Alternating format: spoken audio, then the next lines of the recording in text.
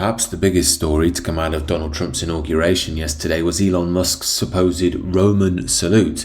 Now, normally this would be absolute gold for the mainstream media, but the response has been quite muted and even seemed a bit silly. If anything, it's backfired on the left more than anything, which I think shows us how cultural power is shifting in the Western world. However, before I offer my views, I think it's only fair to view the whole clip in context so you can make your own mind up as to what Musk was doing. You know, there are elections that come and go. Some elections are, important, some are not. But this one, this one really mattered. And I just want to say thank you for making it happen. Thank you.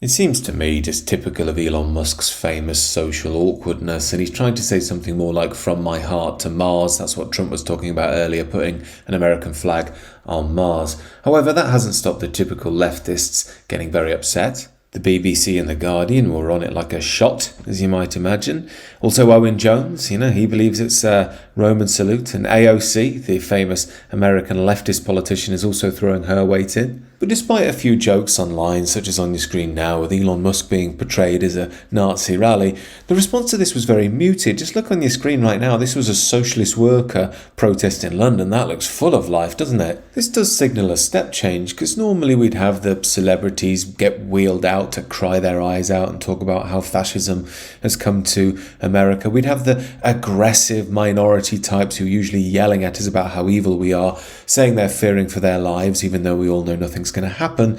But the point is to make the middle-class Guardian readers sob into their Arvo toast. Now look, anyone rational knows that this whole thing is stupid. You can do this Nazi salute thing to anyone. On your screen now is Kamala Harris, George Bush, Barack Obama and Hillary Clinton, all being caught in similar poses. And perhaps the most powerful, quote, anti-racist organisation in the world, the ADL, which is famous for its hardline and any form of anti-Semitism, has stated that Elon Musk is just making a, quote, awkward gesture and he's not really a Nazi, nothing to fear. Of course, Elon Musk has paid his dues, no pun intended. He said that he's Jewish by association.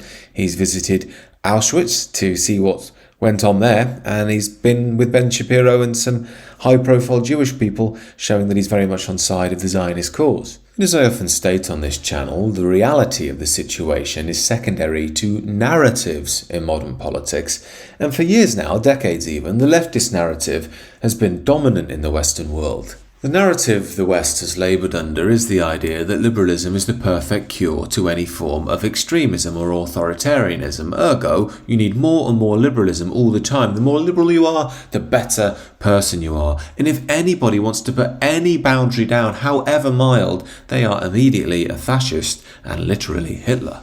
Yet while the leftist mouthpieces, institutions and blue-haired idiots are still around, it's like their spirit's been taken from them. The body's still there, but the essence is gone.